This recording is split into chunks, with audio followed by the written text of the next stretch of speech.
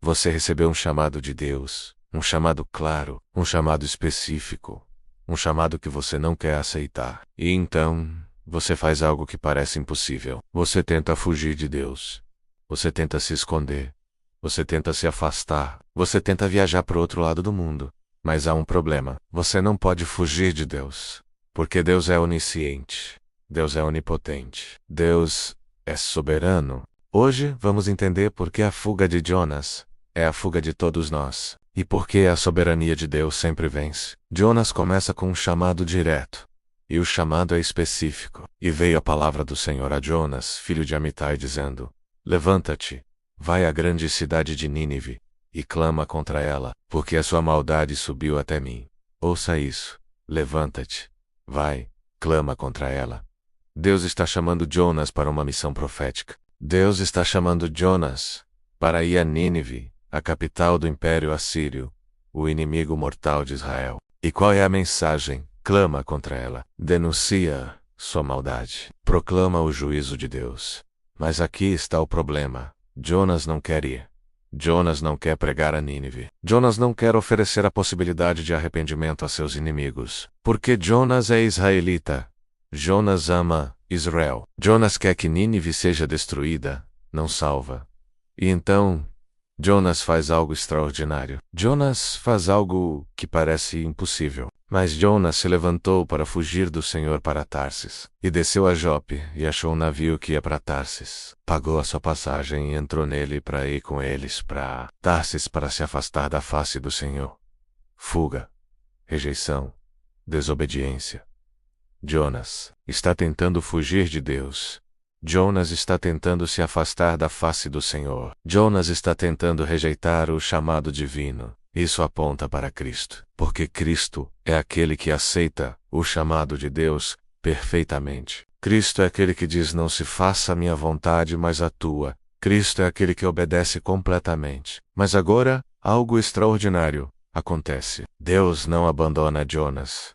Deus não deixa Jonas fugir. Mas o Senhor mandou um grande vento sobre o mar, e houve uma grande tempestade no mar, de tal maneira que o navio estava a ponto de se partir. Vento, tempestade, caos. Deus está perseguindo Jonas. Deus está trazendo Jonas de volta. Deus está demonstrando sua soberania. E qual é a reação dos marinheiros? Pânico, medo, desespero. Então os marinheiros tiveram medo, e cada um clamava ao seu Deus. E lançavam a carga que havia no navio ao mar, para o aliviar. Mas Jonas tinha descido ao porão do navio, e se tinha deitado, e adormecido profundamente. Ouça a ironia. Os marinheiros estão em pânico. Os marinheiros estão clamando aos seus deuses. Os marinheiros estão jogando a carga ao mar e Jonas está dormindo. Jonas está fugindo até em seu sono. Mas o capitão do navio o encontra. Que fazes aqui dormindo? Levanta-te. Clama ao teu Deus. Talvez este Deus se lembre de nós, e não pereçamos. O capitão está dizendo: você tem um Deus. Clame a ele. Talvez ele nos salve. E aqui está o ponto teológico crucial. Deus não apenas controla a tempestade. Deus controla o coração do capitão. Deus usa o capitão para confrontar Jonas. Porque Deus é soberano. Deus controla tudo. Deus não pode ser frustrado. Isso aponta para Cristo. Porque Cristo é aquele que controla a história. Cristo é aquele que executa a vontade de Deus. Cristo é aquele que traz de volta aqueles que tentam fugir. Agora os marinheiros começam a investigar quem é responsável por essa tempestade. E disseram uns aos outros: vinde, e lancemos sortes, para que saibamos por causa de quem nos veio este mal. E lançaram sortes, e a sorte caiu sobre Jonas. Sortes, acaso, mas não há acaso, há soberania. Deus está guiando as sortes. Deus está revelando Jonas. Deus está forçando Jonas a confessar. Então lhe disseram: declara-nos, peço-te, por causa de quem nos veio este mal? Qual é o teu ofício? De onde vens? Qual é a tua terra? E de que povo és tu? Os marinheiros estão interrogando Jonas.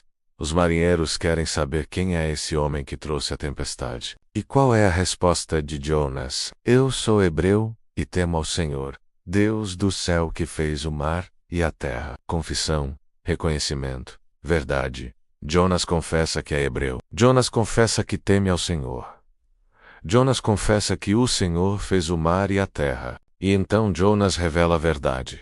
E disse-lhes: Levantai-me e lançai-me ao mar, e o mar se vos acalmará, porque eu sei que por minha causa vos sobreveio esta grande tempestade. Jonas está oferecendo sua vida para salvar os marinheiros. Jonas está reconhecendo que é responsável. Jonas está aceitando as consequências de sua desobediência. Isso aponta para Cristo, porque Cristo é aquele que oferece sua vida para salvar outros. Cristo é aquele que leva o castigo que merecemos. Cristo é aquele que se oferece como sacrifício pelos pecados do mundo. Agora os marinheiros tentam salvar Jonas.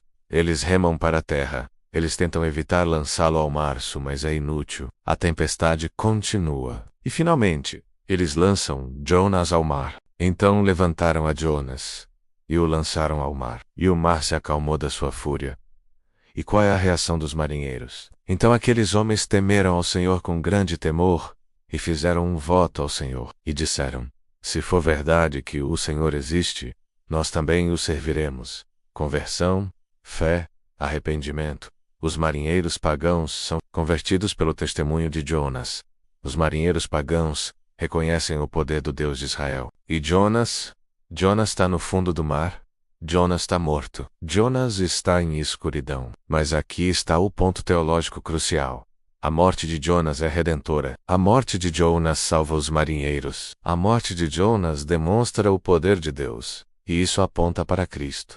Porque Cristo é aquele cuja morte é redentora. Cristo é aquele cuja morte salva o mundo. Cristo é aquele cuja morte demonstra o poder de Deus. Jesus mesmo disse: Porque como Jonas esteve 3 dias e 3 noites no ventre da baleia, assim estará o Filho do Homem 3 dias e 3 noites no seio da terra. Jonas é um tipo de Cristo. Jonas prefigura a morte e ressurreição de Cristo. Então, o que você faz com isso? Como você responde ao que Jonas está dizendo? Primeiro, reconheça que você não pode fugir de Deus. Deus é onisciente. Deus é onipotente. Deus é soberano. Você não pode se esconder de Deus. Segundo, reconheça que Deus tem um chamado para você. Deus não chama sem propósito. Deus não chama sem razão. Deus quer usá-lo para seus propósitos. Terceiro, responda ao chamado de Deus. Não fuja, não rejeite, aceite o chamado. Obedeça a Deus. Confie em Deus. E quarto, confie em Cristo, porque Cristo é aquele que cumpre perfeitamente o chamado de Deus. Cristo é aquele que oferece sua vida para salvar outros.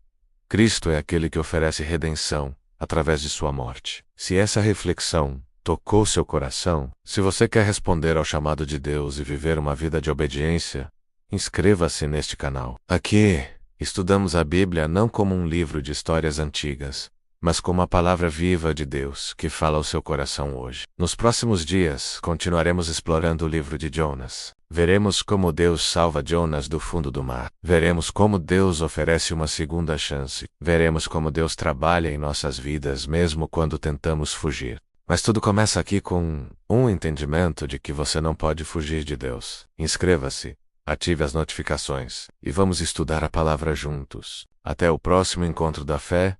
Fiquem com Deus e um grande abraço.